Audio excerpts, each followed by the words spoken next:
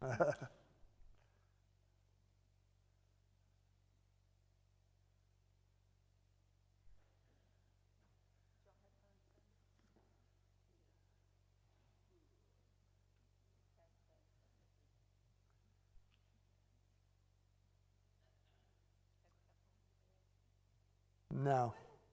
no, it wasn't bad. What's up? Well, we're waiting. We are tarrying one for another.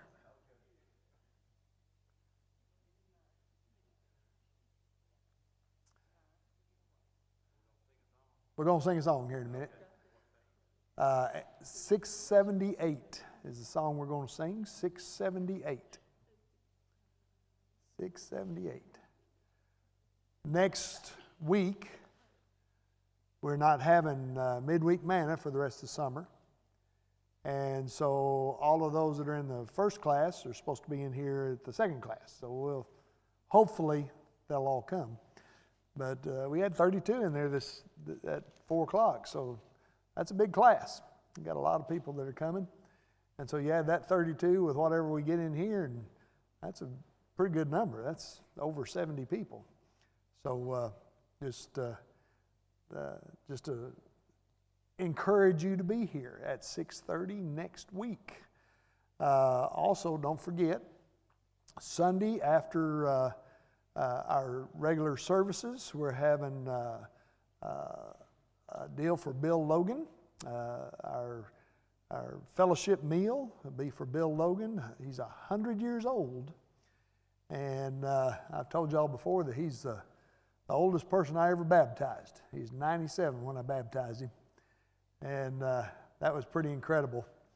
But anyway, is really kind of funny. The Channel 5's coming, and they're going to come and interview him and stuff. And they asked me, they said, "Is it all right to interview him?" I said, "Yes." I said, but if I was you, I'd put it on a tape to where you can edit it, because Bill's 100 years old and he was a Marine, so there's no telling what he might say.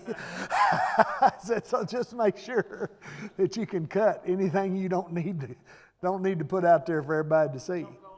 Don't go live. Don't you go live. But yeah, Bill's 100 years old and he's excited. I called him Monday and said, "Bill, you ready?" He said, "Yeah, I've been looking forward to it." So he's coming. He'll be here. For him? Okay, great. Wonderful, wonderful. And we had to take them. Hey, Marilyn, we had to pile them all up. We threw them in the corner over there.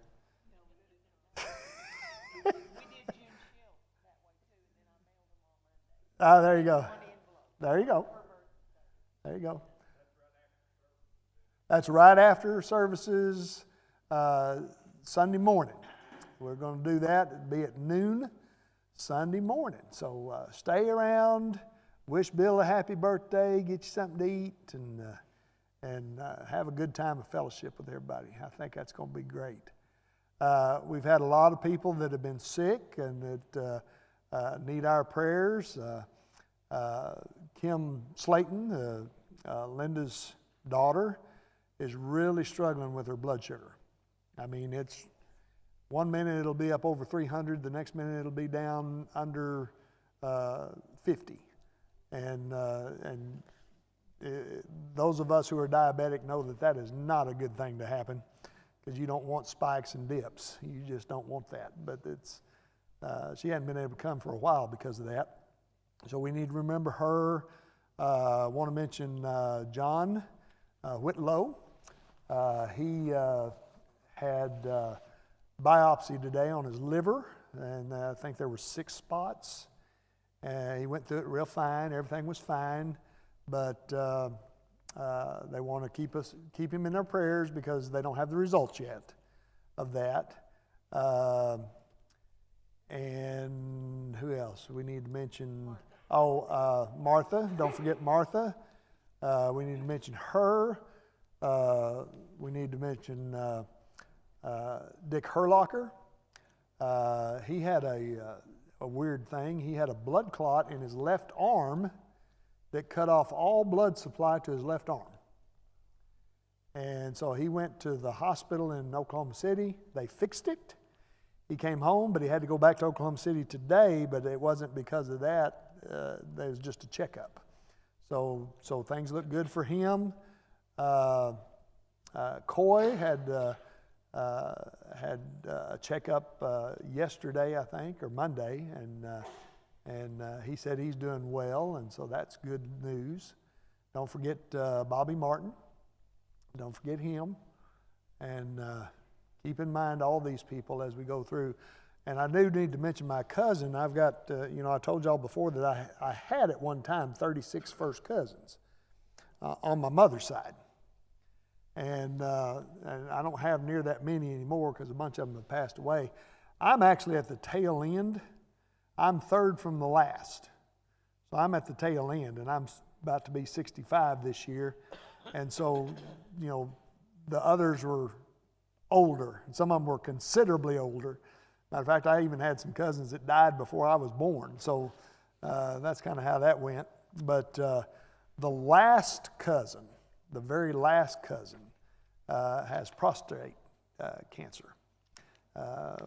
We found out about it yesterday, and so we need to remember him in our prayers too. His name is Tim Roush. Do what?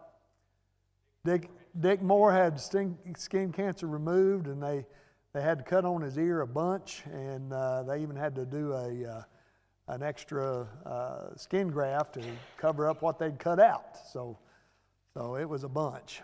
So anyway, he's going to be okay, but his ear's going to be sore for a while. I can tell you that, but he's going to be okay, I think. All right, anybody else we need to remember before we get started? All right, let's sing a song. 678. 678. 678. Now, I'm going to tell you all this because the first class didn't get it, okay? But 678 there, when they finish the regular verses, there's actually a rest right there. It's a 3 count. And they were just giving it a 1 count, and then they'd jump right on into the chorus. Well, don't give it a 1 count, give it a 3 count. Okay? That was for me, because I was still holding my count, and they were already jumping into the chorus. So, oh, yes, there is right there. A 2 count. 2 count. The dot is an extra count. It's an extra beat. Don't tell me that. No, that's not a rest. That's not a rest. That's a note. Okay. All right, here we go. 678. More about Jesus would I know, more of His grace to others show, more of His saving fullness see, more of His love who died for me. More about Jesus, more about Jesus, more of His saving fullness see, more of His love who died for me. More about Jesus, let me learn, more of His holy will discern. Spirit of God, my teacher be, showing the things of Christ to me. More about Jesus, more about Jesus, more of His saving fullness see, more of His love who died for me.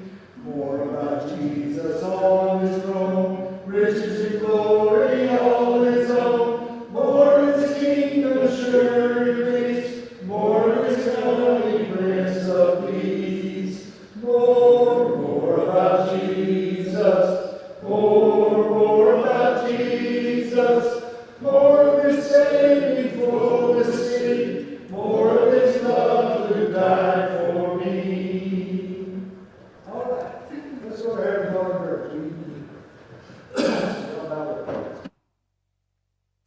Dear Heavenly Father, we thank you so much for being with us this day and every day. We thank you for your Son who came to this earth and paid our debt for sin. We thank you for this word that we are studying tonight so that we may better serve you in all ways And dear Heavenly Father, we ask that you be with us as we go into our studies.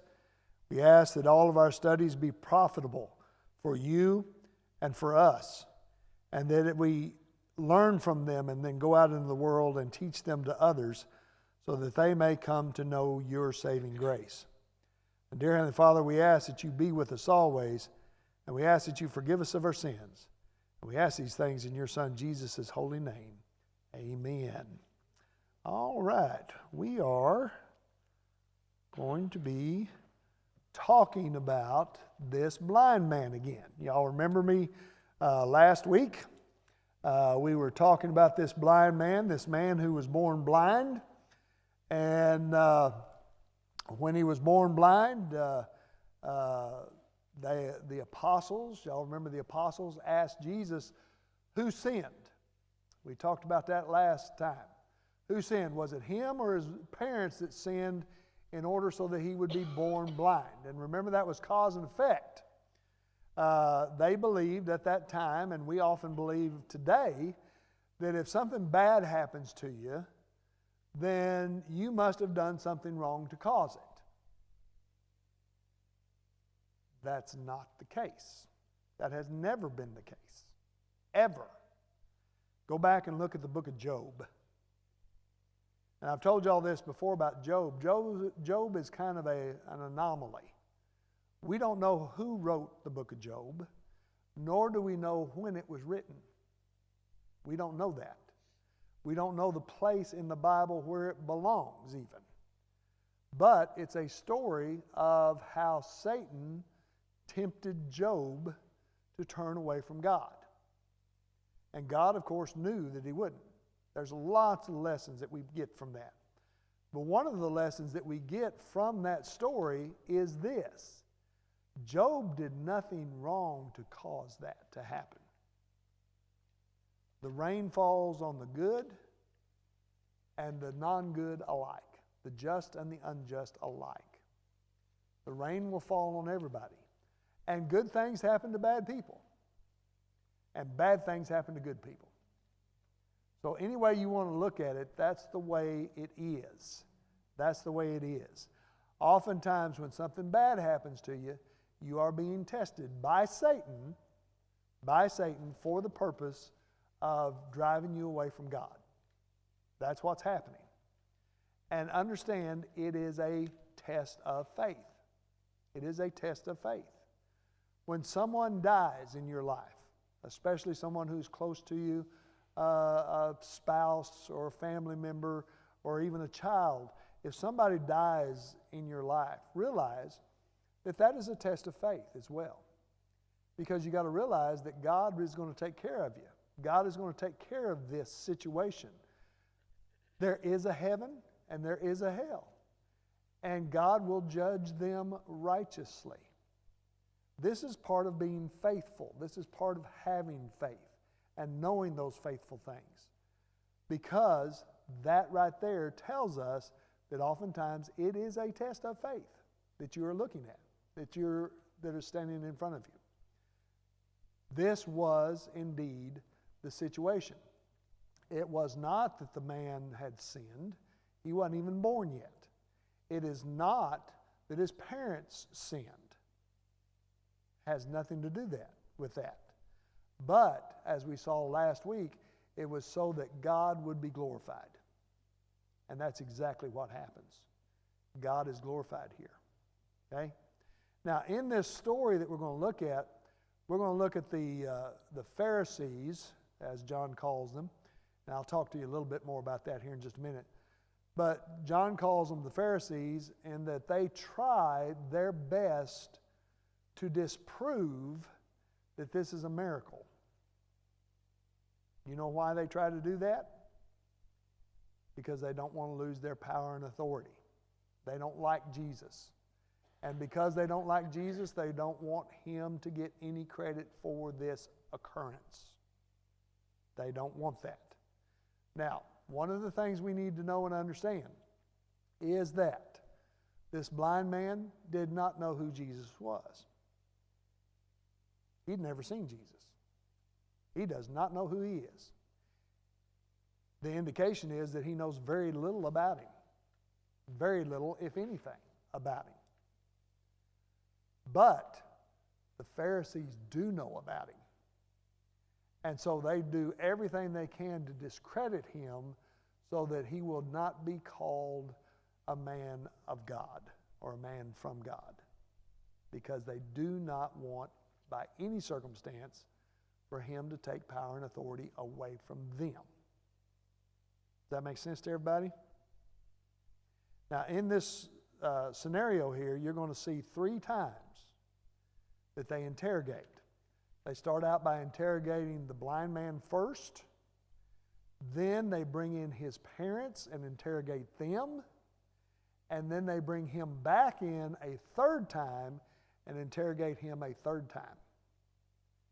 And it's kind of interesting on the 3rd interrogation how the blind man reacts to the Pharisees. He's tired of messing with them. Let's put it that way. Okay? Yeah, that's what he says. I've already told you. How many times I have to tell you? You know, I've already told you what happened. So it's very interesting to see how this all transpires and how it all works out. But we will be in John chapter 9 is where we will be. The neighbors and acquaintances of this blind man bring him to the Pharisees.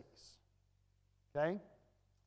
Now, it was done, this does not, give us a time of day in which they brought him to the Pharisees. But the only thing that's told to us is that it happened on the Sabbath day. Y'all remember me talking about that last week as well. I told you that it could have been the same day that the woman that was crippled was healed, but it may not have been the same day. I don't know, and it doesn't matter because it really doesn't change anything. The idea is, though, this, that Jesus once again heals on the Sabbath day. Now, did Jesus ever break a law of Moses? No. Why? He couldn't. Because if he had, he could not have gone to the cross and paid our debt for sin. Because he himself would have had sin that he had had to pay a debt for.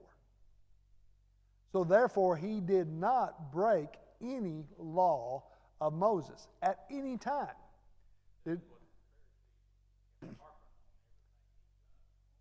On the Sabbath day, yeah. Yeah. And see, remember, I've told you all this before, he did not break any law of Moses. What did he break, however? Man's tradition. Man's tradition. It wasn't the law that they couldn't heal on the Sabbath day. That was man's law, not God's law. That's man's law, not God's law. And I showed you there's some 39 different laws that the Pharisees came up with in dealing with the Sabbath day. But Jesus responds to that. And he says, the Sabbath day was made for man, not man for the Sabbath day. And what they had done is they had made so many laws and regulations dealing with the Sabbath day that it had gotten to the point that it was almost impossible for anybody to not break one of those 39 laws. It was almost impossible. So they had put a burden upon the people and had made the Sabbath day burdensome to the people. But it was never that case. Remember what the commandment was. What is it? To remember the Sabbath day and do what? Keep it holy. That's the law. That's the whole law. Just remember the Sabbath day and keep it holy.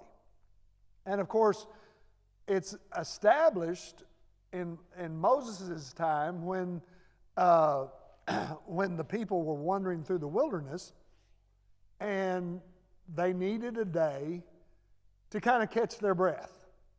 If you've ever wandered through the wilderness, you know that you need to sit down every once in a while. Okay? And I've done some wilderness wandering. And I've had to sit down for a little while, found a tree and leaned up against a tree for a little while. Well, realize that was for the animals, that was for the people, that was so that they could rest and not have to work on that day and not have to travel on that day. But you can even go back to the book of Genesis, because God rested on what day? The seventh day, the Sabbath day. The Sabbath day. So that was carried over into the law of Moses, and then Moses then carried it over into the people. But by the time it got to Jesus' time, there was no semblance of resemblance between the law of Moses, remembering the Sabbath day, and the laws that they had put upon the people, the burdens that they put on the people. It was not the same. And that's why they used the Sabbath day so much in going after Jesus, because Jesus did not recognize their law as being part of the Sabbath day. And it wasn't. It was not. Okay? So the only thing that we know for a fact was that it was on the Sabbath day. Now, do not conclude at any point in time that his acquaintances, his friends, his neighbors brought him to them for hostile reasons. They brought this man to the Sanhedrin, to the court, in order to solve a problem that they were having. Okay? And the problem that they were having was basically, some were saying, yes, this is the man. Some were saying, this isn't the man. Some were saying it was a miracle. Some were saying it wasn't a miracle. And so they brought him to the Sanhedrin in order to determine whether or not this was a miracle. Now, the religious leaders of that time, and this is important, the religious leaders of that time would determine if indeed a miracle had happened. Now, most people don't realize that. But in order for a miracle to be declared a miracle, you had to take the person to the religious leaders, and then the religious leaders would ask questions about it, and then they would determine whether or not a miracle had indeed occurred. They would do that. Now remember the man that Jesus cast out the demons, and he wanted to go with Jesus, and Jesus says, no, go and show yourself to the temple, that this had happened. Well, that's what that was for. That was to show and to prove that a miracle had indeed occurred. Now, the problem is the Pharisees did not want Jesus to get the credit for a miracle. They did not want that to happen. So in this interrogation that we're going to be looking at, in all three of the parts of this interrogation, they're trying to disprove this even occurred, to the point of questioning whether or not this man was even blind at any given time. So they don't want this to happen. They don't want this to happen. Everyone realized there might be an issue because this happened on the Sabbath day. And so again, they go to the Sanhedrin because it happened on the Sabbath day. Now, given the nature of this investigation, we need to realize that the Pharisees were probably representative of the Sanhedrin. So it wasn't the full Sanhedrin that we're talking about. We're talking about Pharisees. Sanhedrin was made up of Pharisees, Sadducees, priests, and scribes. This is not the full Sanhedrin, but they are looking into the situation. There were in Jerusalem at that time 2 smaller courts or synagogue councils, and they may have probably taken him to one of those smaller courts or councils. That's probably what took place. This would explain the fear of the parents concerning the possibility of being put out of the synagogue. When they come and they ask the parents, I want you to realize that the parents are afraid. Okay? And their reaction is that of fear, and they don't want any part of it. They don't want any part of it because they're afraid that they're going to be excommunicated. However, the nature of this procedure does not seem characteristic of an official meeting, because they would have official meetings to determine whether or not a miracle actually occurred. Unlike the synoptic writers, John did not mention the scribes here or elsewhere in his gospel account, probably because most scribes were of the Pharisees. Now, I bring this up to let you know that in the writings here, when he says Pharisees, he's not just talking about Pharisees, he's probably also talking about scribes. Okay? And I want you to realize that, because John doesn't seem to make a distinction between the two in his writings. Also, by the time this was written, by the time John wrote this, there were no Jewish scribes except those in the Pharisaic tradition. He therefore could refer to all scribes as Pharisees. So all the scribes were Pharisees. They were all counted as Pharisees. Does that make sense to everybody? It's kind of like when I talk about disciples and apostles. Sometimes that's used interchangeably. When they're talking about apostles one time, but they call them disciples, and sometimes they call disciples, well, they don't call disciples apostles, but oftentimes they will call apostles disciples. And I told you sometimes that's used interchangeably. This is kind of the same situation. John, in his writings, at the time that he wrote this, would have called all of them Pharisees. And later we also see where he calls them not Pharisees, but he just calls them all Jews. And he's referring to the Jewish leadership. John had some clout among that bunch. And that's probably why, now this is just me thinking, but that's probably why John was sentenced to being expelled to the island of Patmos rather than sentenced to be put to death. Because what happens to all the other apostles?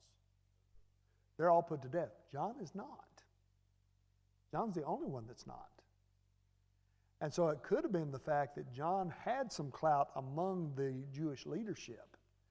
That's also why when you read about the crucifixion of Jesus Christ, John actually goes into the trials.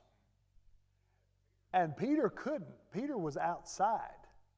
So Peter didn't have that ability to go inside where they were having the trials for Jesus. Only John had that ability. So Peter stayed outside. John went in. So that could have been the reason. I don't know that for sure. But instead of being put to death, John was exiled to the island of Patmos. That could have been the reason. He may have had some clout. Okay? All right. Now here's the three areas that we'll be looking at tonight. The first one is they interrogate the man who was born blind. Then they call in the parents, and they interrogate the parents. And then after they interrogate the parents, then they call the man back in again. Now what's interesting is that between them interrogating the man and them interrogating the parents, they're still trying to disprove that this man was ever even blind. But then when they ask the parents, and the parents say, yes, this is our son, he was born blind, they couldn't then disprove the fact that he was blind but now he sees. They couldn't do that. So then they take a whole different tactic, and the different tactic that they take at the last one is they try to disprove the man himself. They try to discredit him from what he's saying. Okay? So we'll see all three of those here in just a minute. We'll start with John chapter 9, verses 13 through 17. It's where we'll start. So let's look at verse 13 of John chapter 9. All right, they brought the man who was previously blind to the Pharisees. Now, in verse 13 where it says they, that was the acquaintances. That was the friends, that was the neighbors of the blind man who bring him in. It's not the Pharisees who bring him in at this point.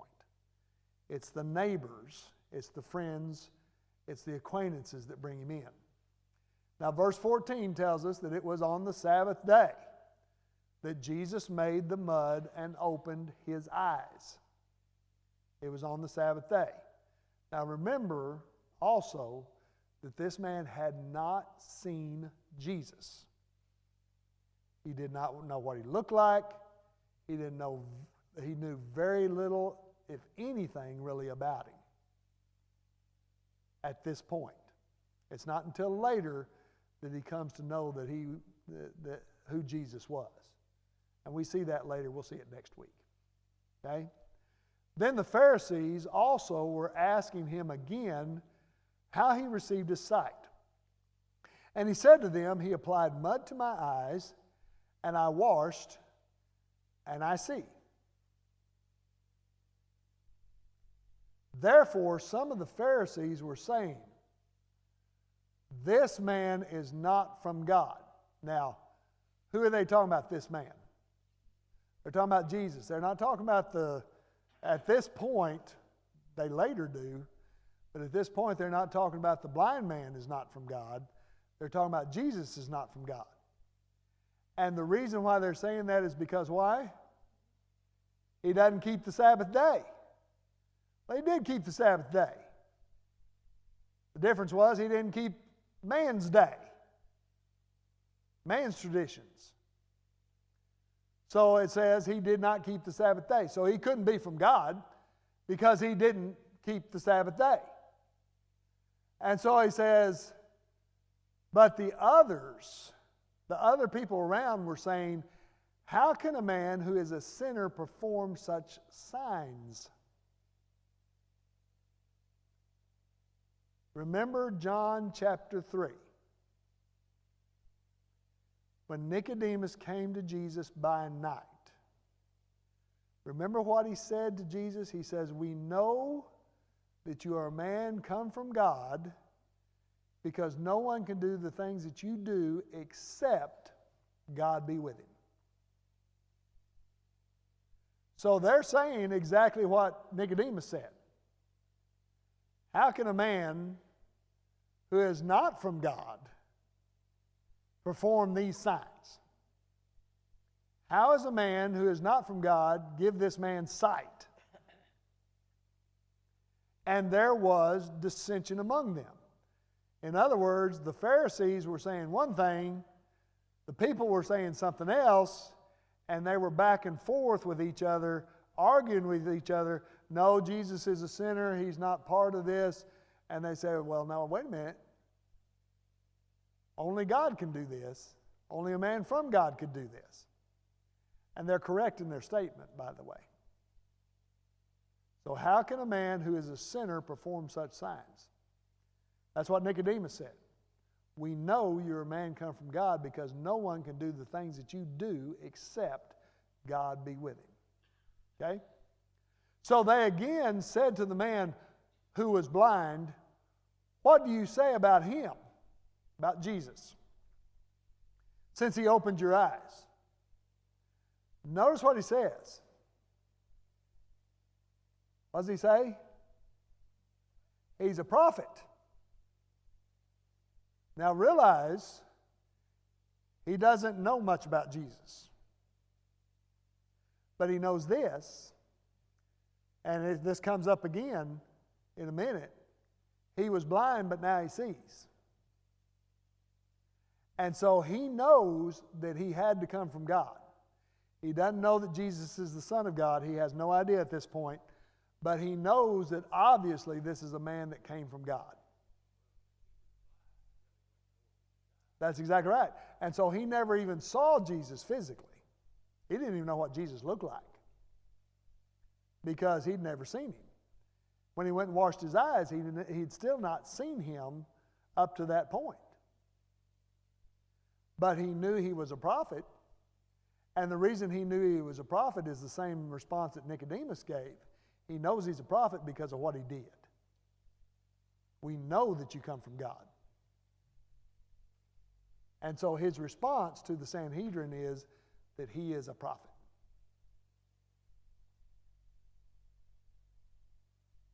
All right, now we have a little switch. Because now they're trying to disprove that this man was ever blind to begin with. That a miracle didn't happen. That Jesus didn't do this. And so now that you see a little switch taking place. Now, not believing that the man had received sight, the Pharisees then call in the man's parents.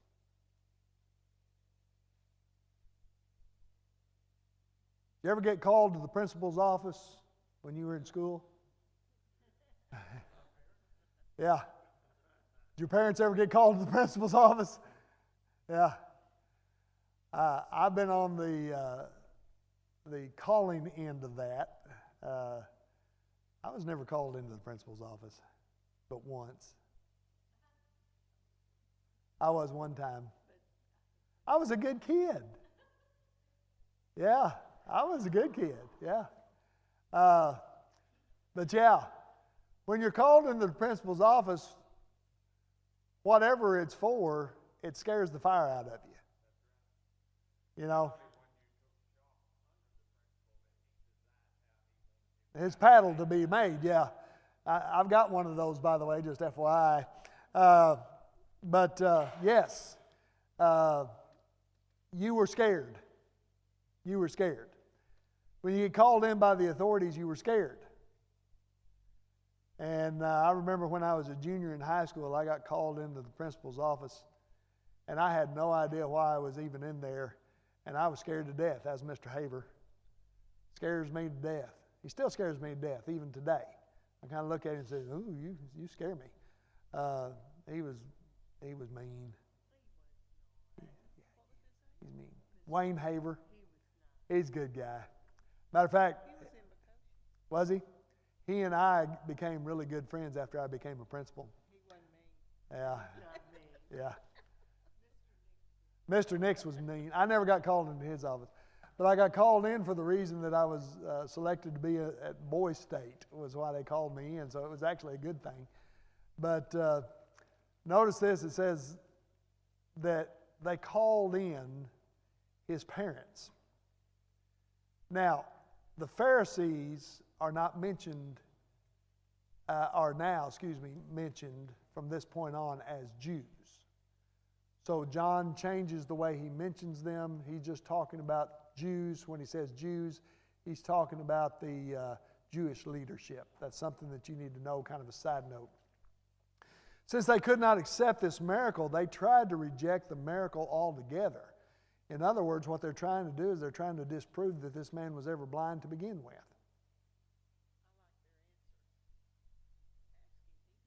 Yeah, but I want you to know why. These Jewish leaders had two questions for the parents. One is this your son? And the second one was, how does he now see? If this is your son, how does he now see? Okay? That's the two questions. So, let's look at verse 18 through 23. The Jews, these are the Pharisees, then did not believe it about him. They're not believing that this was a miracle at all. They're not believing that he was ever blind. They're not believing that he had received his sight. So it says, they did not believe this about him, that he had been blind and had received sight, until they called the parents of the very one who had received his sight. So up to this point, they're not believing that this even happened, until they call in the parents of this one. Now, they question them, saying, is this your son, who you say was born blind? Then how does he now see?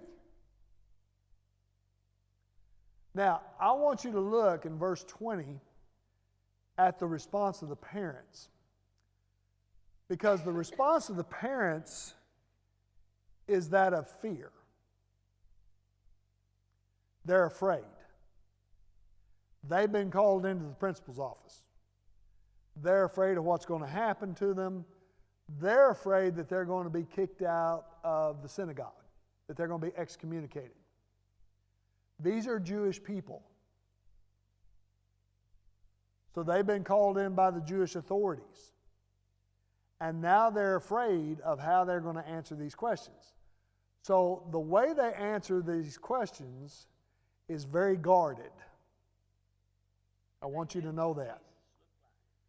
Well, I don't know if they knew or not. I don't know if it doesn't say that they had ever seen him. It doesn't say that they were, but they knew about him for sure. Now, his parents in verse 20, his parents then answered and said, "We know that this is our son, and we also know that he was born blind." We know that. So they give the shortest, best answer they can give. Yes, he's our son. Yes, he was born blind, is the response. But, verse 21, how he now sees, we don't know. Or who opened his eyes, we don't know. So they don't know that it was Jesus that opened his eyes at this point, nor how he regained his sight, they don't know. Then, what they do is they pass the buck. He's old enough, go ask him. Go ask him. And realize that they're afraid, okay? They're afraid. They say, ask him. He's of age. He's old enough to know. He will speak for himself. Don't ask us. We weren't there. Ask him. And in verse 21 tells you exactly what I've been saying. Verse 22, excuse me. His parents said this because they were afraid of the Jews. For the Jews had already reached the decision, notice this, that if anyone confessed him to be the Christ, for Jesus to be the Christ, he was to be excommunicated from the synagogue. They were afraid they were going to get kicked out. So verse 22 tells you exactly why they did this. They passed the buck. They threw their son under the bus. They literally throw him under the bus. They go ask him. He's old enough to know better. He can tell you. Okay? Not necessarily a bad thing to say. And if something like that happened to my son, I'd probably say basically the same thing. You know, why don't you ask him? He was there. He knows. He could tell you.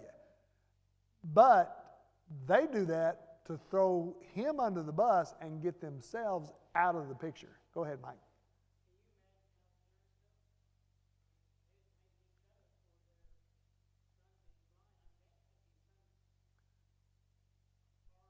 And I guarantee you, because remember how we started this all out, the apostles asked Jesus, who sinned? And you know good and well that the parents would have had that same attitude toward each other. You know, which one of us sinned? Which one of us caused this problem? Because at that point, it was all cause and effect. It was all cause and effect at that point. Yeah. And so that was their thought. That was their thought process. One of us caused this. One of us caused this. And like I said, there's nothing more untrue than that. Yes, ma'am.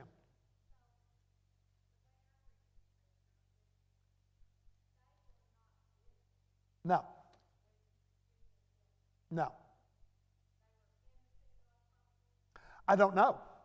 It was the Sabbath day, so they were probably pretty close somewhere, but there's no indication that they were there or around him when this happened.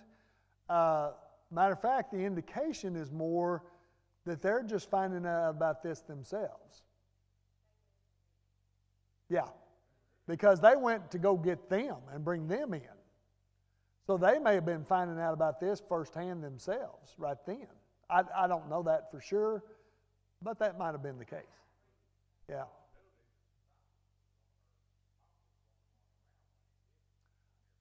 There's a high possibility of that the apostles were around. But I will tell you this, that it was in the street there in Jerusalem. And so there would have been a lot of people roaming around through the street. There would have been a lot of people seeing him with mud on his eyes going to wash at the pool of Siloam. They would have seen that. They would have also seen him after he did that he could see. And I can pretty well guarantee you that he was not silent about it. That he probably got really excited in the fact that he could see.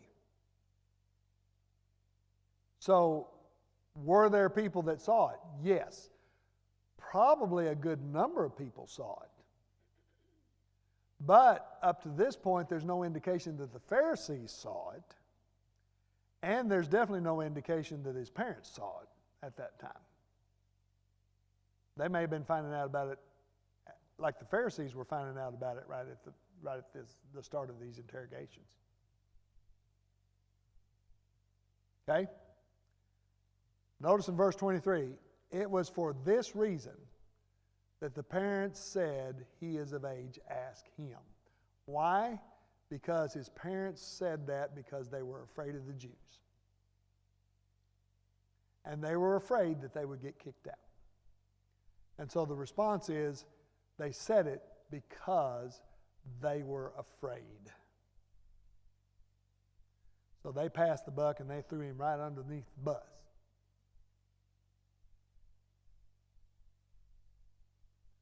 Or at that time, I should say, underneath the chariot. Okay, threw him under the chariot. Okay. Questions or comments about this? Yes, sir.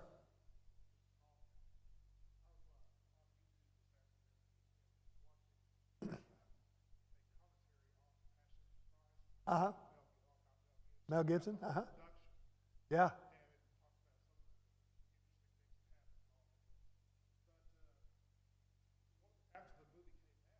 One of the backlashes against it was from the Jews, the Right. Jewish Defamation League, Right.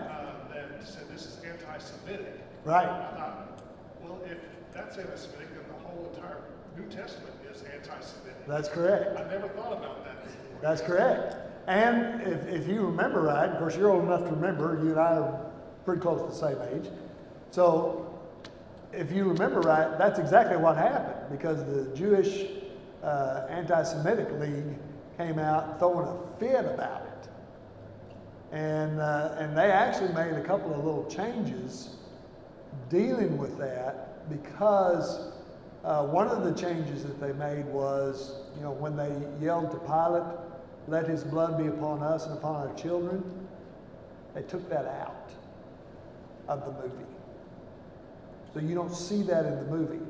They say it, but remember everything was spoken in Latin in the movie because he's Catholic and he wanted it spoken in the language of Latin. So the whole movie's in Latin, and of course it had the English words underneath it, which was... They said that when it first came out, that they didn't have this subtitles. That was only after the... That's right. That's right. That's correct. That's correct.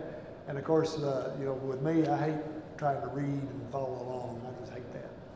So, but anyway, that's what they did. But they still say it in the crowd, but the subtitles don't put it out there. And they did that because the Jewish people were throwing such a fit about it. But they did it. So, I mean, it's kind of like saying we didn't have slaves in America. Well, yeah, we did. Yeah, we did.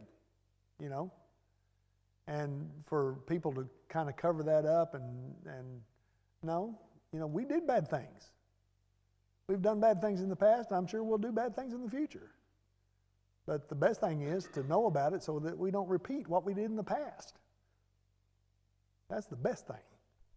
That's why I'm a big believer in history and teaching it and knowing it. No, you can't change that. It happened. You can't change that.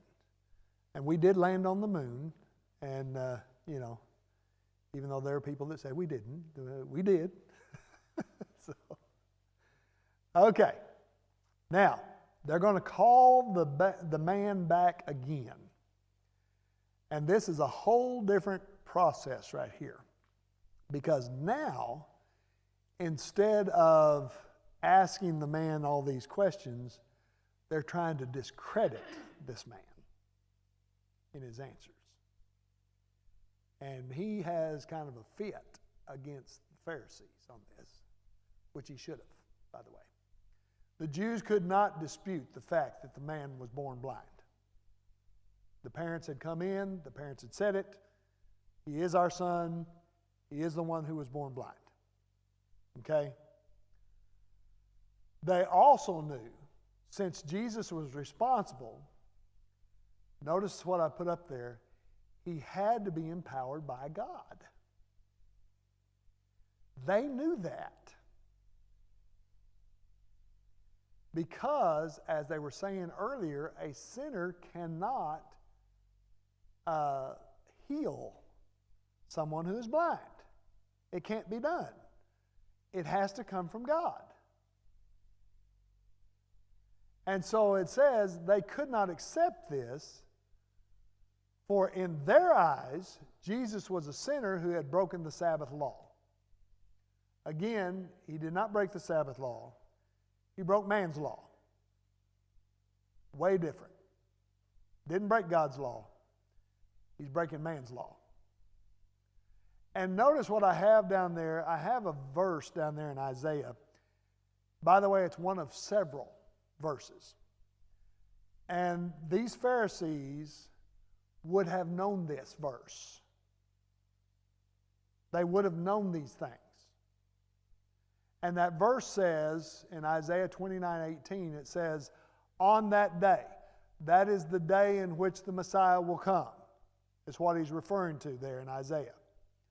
On that day, those who are deaf will hear words of a book, and out of their gloom and darkness, the eyes of those who are blind will see.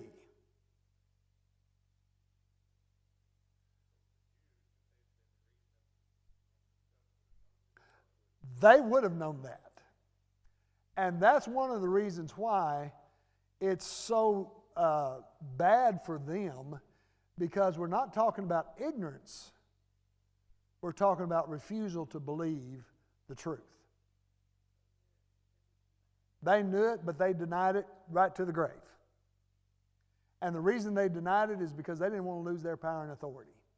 And they knew that if Jesus was indeed the Messiah, they were going to lose all their power and all their authority. But they would have definitely known this. And this is not the only place that that's spoken of.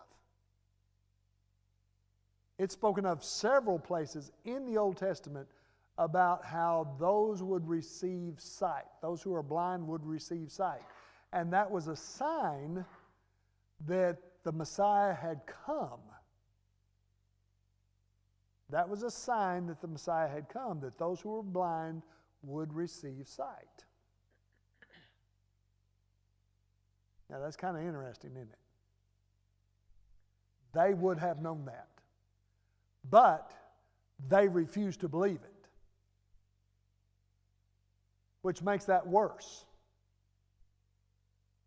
If you read the Bible, and the Bible tells you to do something, and then you refuse to believe what the Bible says, then folks, that's on you. That's all on you. So if you read it and it's there, you better believe it. And you better act on it. That's how that works.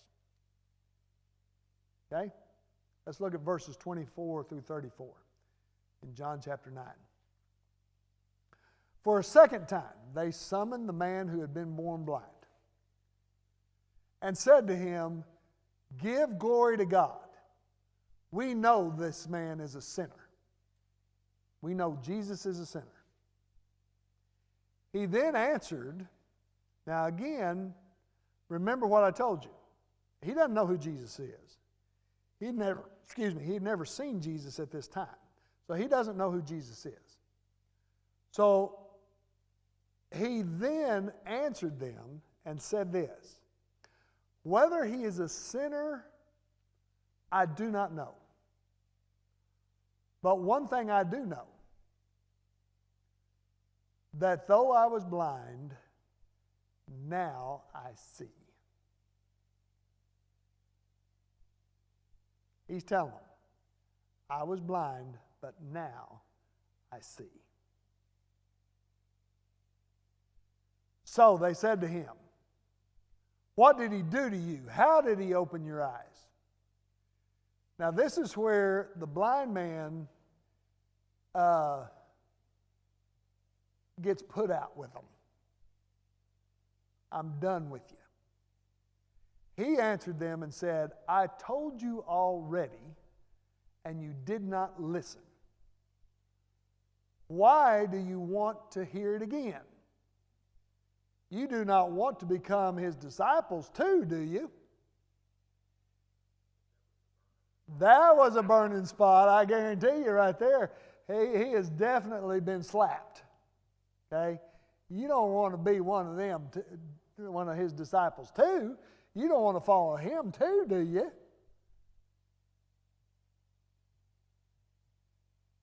They spoke abusively to him. See? Yeah. That was a slap in their face, and they're going, So what they do is they start attacking him. And they say, "You are his disciple." They're accusing him of lying right there by saying, "You're a follower of him, and so you're saying these things so that you can be his disciple. You're lying. You are his disciples. But we are disciples of who? Moses." Were they disciples of Moses? I can tell you they were not. Because Jesus even tells them, "If you believe Moses, you'll believe me, because Moses spoke of me." Were they followers of Moses? No, because they had perverted the law in such a way that it was not anything like the law was when Moses wrote it, or when God wrote it on the tablets. Wasn't anything like it. It had been perverted so much that there was nothing true about it. And so were they followers of Moses? No, they were followers of self. And that's the problem that they've got. They say, "We're followers of Moses," or "We're disciples of Moses." No, you're not. No, you're not. We know that God has spoken to Moses. But as for this man, we do not know where he is from. Now that's a lie too, because they know exactly where he's from. They know that this miracle shows that he's from God. They know that. Because again, they would have known those verses in Isaiah. They know it. Okay? Verse 30. The man answered and said to them, now notice this, the man who was blind, notice his response. "Well, here's the amazing thing, that you do not know where he's from, and yet he opened my eyes. We know that God does not listen to sinners. But if someone is God-fearing and does his will, he listens to him. Since the beginning of time, it has never been heard that anyone opened the eyes of a person born blind." By the way, just a side note, There's nothing in the Old Testament about a blind person receiving their sight after they were born blind. This is the only example that we see in the New Testament where a man who was born blind received their sight. This is very interesting to me because of this statement here that John writes down. There's not another example of this that we see. There are examples of blind receiving their sight. There are examples of that. But never somebody who was born blind. You see that? And so when he tells them this, he's telling them, he said, there's not another example of this anywhere. This is the only example. So in verse 33, he says, if this man were not from God, he could do nothing. Jesus even said that. Jesus himself said that. He said, I can do nothing in the sight of God. Then they answered him, you were born entirely in sin. Now, where's that coming from? He was born blind. Therefore, he must have been in sin when he was born. They're going back to blaming somebody. So they tell him that he's a sinner because he was born blind. So therefore, you were born entirely of sin, in sin. You were born entirely in sin. And yet you are teaching us? Well, somebody needed to. So it says, what did they do? They put him out. They kicked him out of the synagogue.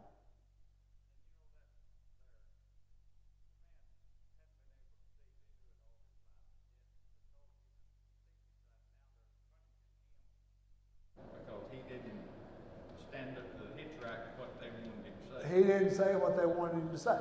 But also see what his parents did. His parents go, it's not me, ask them. Ask my son. He's old enough to tell you. So ask he got put out, but they got to stay. They got to stay, but he got put out. But I want you to know this as well. The man's been blind all his life. If he had been in the synagogue at any point in time, he didn't know what it was. He couldn't have. He couldn't have seen it. You know he's a lot more happier being out. I guarantee you. Because there's no way in this world, you can't take away something that somebody already doesn't have. And so he already didn't have any kind of relationship with the people of the synagogue anyway. Because probably what he was doing at the synagogue was he was sitting at the front gate of the synagogue begging for money. That's probably what he was doing, because that was the only way he was able to survive. So he probably didn't have any kind of relationship to begin with. That's one of the things that people have talked about, doing what we call churching somebody. If they do something wrong and we kick them out of the church and stuff like that. Well, that's only effective if they have a relationship with the people that are in the church. But if they don't have any relationship with the people that are in the church, then they say, well, so what? Well, in this case, you can say this kind of the same way. He never had a relationship with those people anyway, so he's going, so what? I'm happier now that I can see. I'm happier now that I can see. So to put him out meant nothing to him, but it separates him from all the other Jews in the area. But really the only ones that he would have any real relationship with was probably his parents or his friends and neighbors. And I doubt very seriously that they turned against him. May have, I doubt it. Go ahead. No. He wasn't losing anything. That's what I'm saying. He's not really losing anything to begin with. Right. And remember what they said is, that he was born entirely in sin. So their attitude toward him from the very beginning is that he's got to be a sinner. He was born blind. You know, so we're going to condemn him already, not even knowing who he is, not even knowing anything about him. We're going to condemn him already, and because he stood up to us, we're going to condemn him more. We're going to kick him out of here. So, Linda, you're exactly right. There was probably no relationship that he had with these people to begin with, because all they saw him was as a sinner who was born blind, and all he is a beggar now. That's all he is.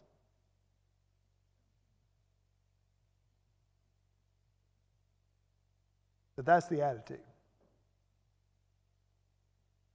Questions, comments?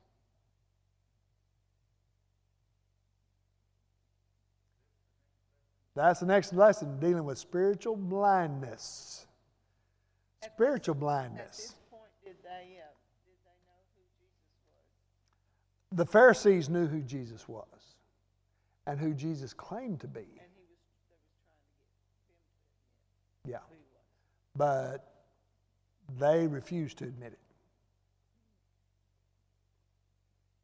But yes, at this point, they knew what Jesus was saying about himself.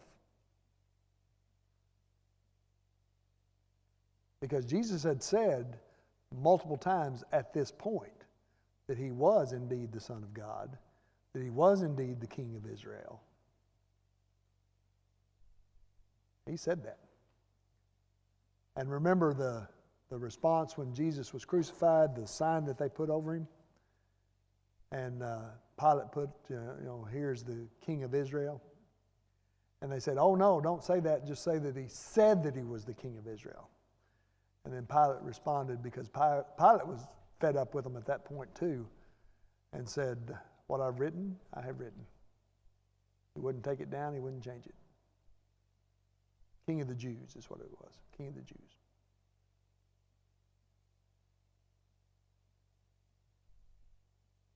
Now, we talk about spiritual blindness, and this is where this all goes right together, because there's such a thing as physical blindness, and then there's such a thing as spiritual blindness. Remember, I've told y'all to watch the movie Amazing Grace?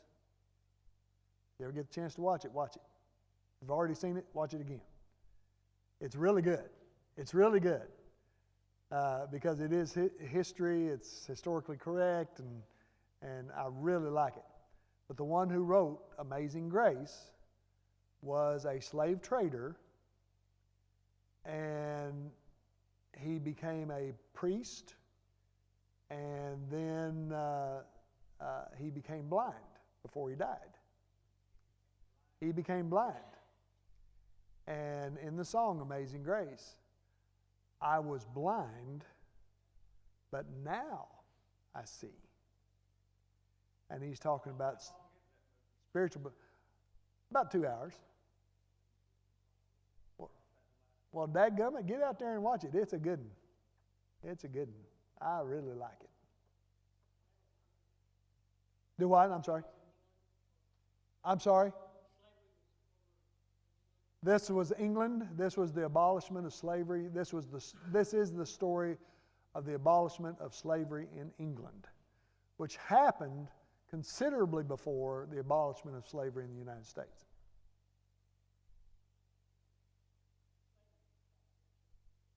Mm-hmm. I don't know. You'd have to find it. You'd have to Google it. It's from 2006 is the... Yeah, 2006. But realize it is a very historically correct movie, and I really, really, really like it. But the part of that priest, because the priest was the one that kept William Wilberforce, if I said that right, kept him going even after years and years and years of trying to abolish slavery. He couldn't do it. But that priest kept him going to the point of that he eventually got it done. And like I said, that was considerably before we did it. considerably before we did it in the U.S. No. Matter of fact, they didn't have any bloody affair over that. They voted it out. And they tricked them the way they voted it out. It's like I said, it's really interesting. It's really interesting. I like it. So, y'all keep me here long enough, I'll teach you lots of history. Teach you lots and lots of history. I'm trying to start a new class in Fort Smith. It's the history of Fort Smith. I'm working real hard on trying to get that done. Yeah. Yeah. It'll be a good class. That Marshall's Museum, that's interesting.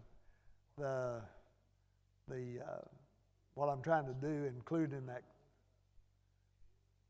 what I'm trying to do to include in that class is your fee to take the class will include all the entry fees to go into the museums around the area and to go everywhere and to have tours of the museums.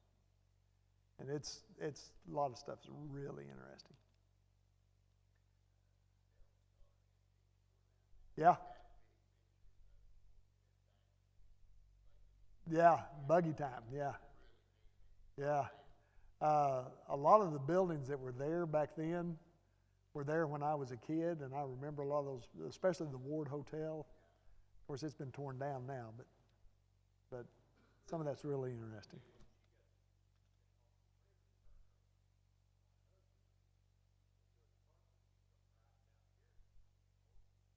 Yeah. Yeah. Yeah. There's some interesting Civil War stories that deal with Fort Smith, too, that a lot of people don't realize. You don't want to go into it tonight? Okay, we'll stop there. I can talk a long time about that. Anything else? All right. Well, let's end in a prayer. Joe, would you dismiss us in a prayer? All right, this Joe here. There's two Joes right there.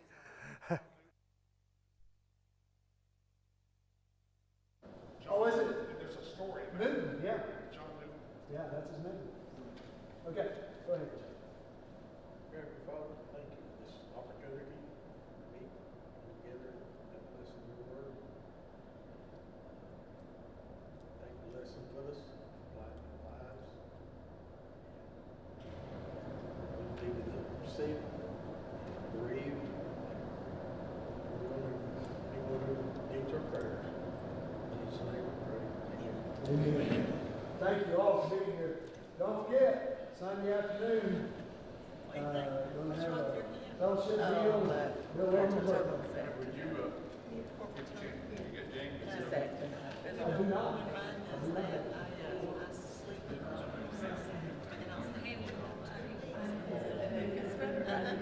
Yeah, so, because some people